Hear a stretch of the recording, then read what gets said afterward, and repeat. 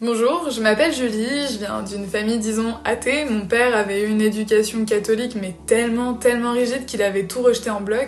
Et puis pour ma mère, l'église rimait avec pouvoir et argent, puis elle n'avait pas eu d'éducation catholique donc elle voulait pas en entendre parler.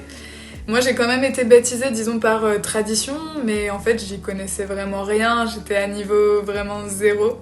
Et j'avais une amie de mes parents qui était pour moi une tante de cœur disons, que j'aimais énormément, qui était très croyante. Et puis elle a commencé à me parler de Jésus et on discutait pas mal là-dessus, mais en fait un jour elle a eu un cancer qui s'est généralisé, puis elle est décédée assez brutalement. Et moi je me suis dit franchement si elle qui aimait Dieu si fort, pourquoi Dieu ne l'a pas sauvée? En fait tout ça c'est des conneries. Après ça, l'entreprise de mon père, elle a commencé à aller mal, c'était un peu tendu à la maison, et puis moi je me disais mais pourquoi tout va si mal autour de moi finalement? Et puis je suis arrivée au lycée, je me suis fait des bons potes, il s'avère que beaucoup étaient chrétiens.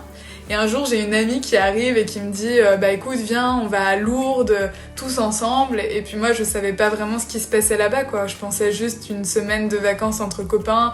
Et puis je me suis retrouvée avec la messe tous les jours, c'était le traquenard de ma vie, j'étais hyper dégoûtée. Et puis dans la semaine en fait on a une nuit d'adoration qui a été organisée dans la grotte.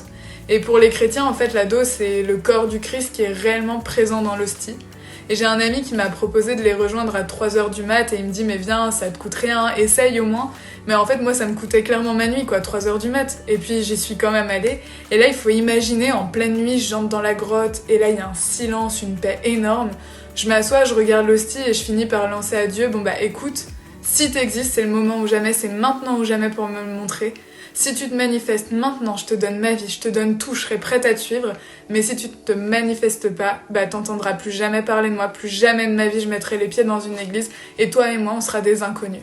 Et je me suis endormie et 15 minutes après j'ai commencé à être vraiment transpercée de la tête aux pieds. Je sentais une chaleur comme intérieure et extérieure, j'étais enveloppée dans une bulle d'amour tellement immense qui me dépassait que j'avais jamais ressenti.